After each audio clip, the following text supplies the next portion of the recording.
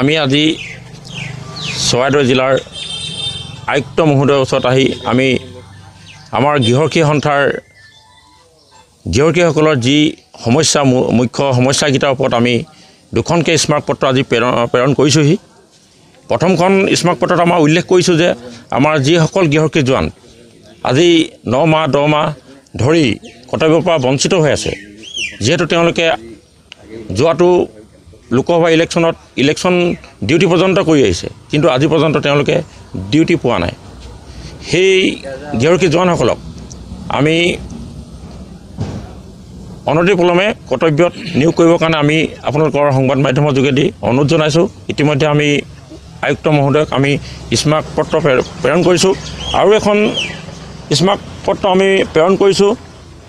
তাৰ মুখ্য আমাৰ সন্থাৰ ন্যায্য দাবীসমূহ মই আপোনালোকৰ আগত পাঠ কৰিছোঁ। 1947 চনৰ অসম গৃহকী আইন বৰ্তমান সময় উপযোগী হোৱাকৈ প্ৰয়োজনীয় সংশোধন ঘটাই গৃহকীসকলৰ চাকৰি নিয়মীয়াকৰণ ব্যৱস্থা গ্ৰহণ কৰিবৰ কাৰণে আমি আমাৰ সন্থাৰ মুখ্য দাবী হিচাপে আমি চৰকাৰক অনুৰোধ জনাই আছোঁ। এই দাবীটো আমাৰ সন্মানীয় মুখ্যমন্ত্ৰী ডাঙৰীয়াই এই দাবীটো আমাক সমাধান কৰিব বুলি আমি নিশ্চয় আশা ৰাখিছোঁ। কাৰণ যিহেতু তেওঁ কাৰ্যকালতে আমাৰ যি আমাৰ গৃহকীসকলৰ মাননি আছিল ন্যূনতম, সেই ন্যূনতম মাননি তেওঁ কাৰ্যকালতে আমাৰ যথেষ্টখিনি দিলে। আৰু আমি তেওঁক আপোনালোকৰ সংবাদ মাধ্যমৰ যোগেদি আমি ধন্যবাদ জনাইছোঁ।